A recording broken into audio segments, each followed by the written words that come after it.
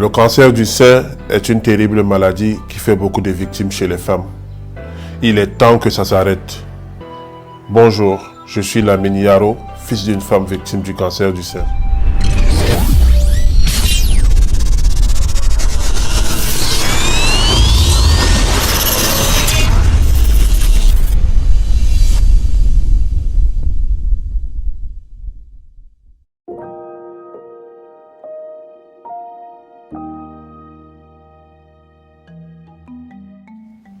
En 2017, maman a commencé à se plaindre d'une petite boule au niveau du sein. Bon, nous, à cette époque, on n'avait jamais, pratiquement jamais entendu parler du cancer du sein. Donc, on a quand même décidé d'aller rencontrer un médecin qui a décidé de faire, de l'opérer et de retirer la petite boule qu'elle avait. Et donc pour nous, c'était rien, c'était quelque chose de banal. On l'avait opéré du sein et elle n'a même pas fait 3 jours à l'hôpital. Donc pour nous, c'était quelque chose de passé. Le médecin à l'époque avait juste prescrit quelques médicaments, quelques antibiotiques.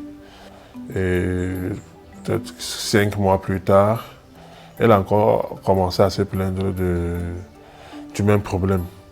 On n'a pas compris. On ne savait pas au juste ce qui se passait. On l'a opérée il y a juste 5 mois et pourquoi est-ce qu'elle se plaint encore du même problème? On repart voir le même médecin qui décide cette fois-ci de faire une analyse de ce qu'elle avait au juste. Bon, après, on avait déjà commencé à se renseigner, qu'est-ce qui se passe, on a compris que non, ça peut peut-être être un cancer du sein et autres. Là, on a commencé véritablement à avoir peur.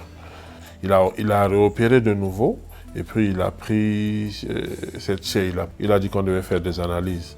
On a attendu les résultats longtemps, on n'a pas eu les résultats. Entre-temps, le temps était déjà passé. Et la maman a commencé encore à se plaindre à nouveau de son problème. Et on s'est dit, c'est mieux de chercher notre solution, c'est mieux de voir un autre médecin. Parce qu'à cette allure-là, il y a quelque chose qui ne va pas. Et là, on se renseigne, on nous envoie vers des personnes plus spécialisées dans la maladie. Mais sauf que là, apparemment, la maladie avait déjà commencé à métastaser, donc le cancer avait déjà bien évolué. Donc il fallait attaquer le traitement plus tard. C'est là en fait que les choses deviennent plus difficiles. On parle d'ablation totale du sein, on parle de telle ou telle chose. Bon, nous on ne maîtrisait rien pratiquement de la médecine et les choses s'aggravaient. Donc maman était à la maison, de temps en temps on allait à l'hôpital pour qu'elle suive son traitement. Donc c'est arrivé à un certain stade où c'était le calvaire en fait. C'était devenu un calvaire pour nous. C'est quelque chose que je ne souhaite jamais qu'une famille vive cet instant. On a traversé pratiquement pendant plus de 6 mois les moments les plus difficiles de notre vie. On a vu notre maman souffrir, on l'a vu pleurer de douleur, on l'a vue malade comme jamais, celle qu'on considérait comme notre roc. À chaque fois qu'on avait un problème, c'est vers elle qu'on se tournait. Aujourd'hui, elle est couchée, elle est alitée. On ne sait pas à quel sein se vouer. On ne pouvait qu'écouter les médecins qui nous rassuraient. Mais sauf qu'elle-même, dans son intérieur, elle savait que ça n'allait pas. Elle nous le disait tout le temps.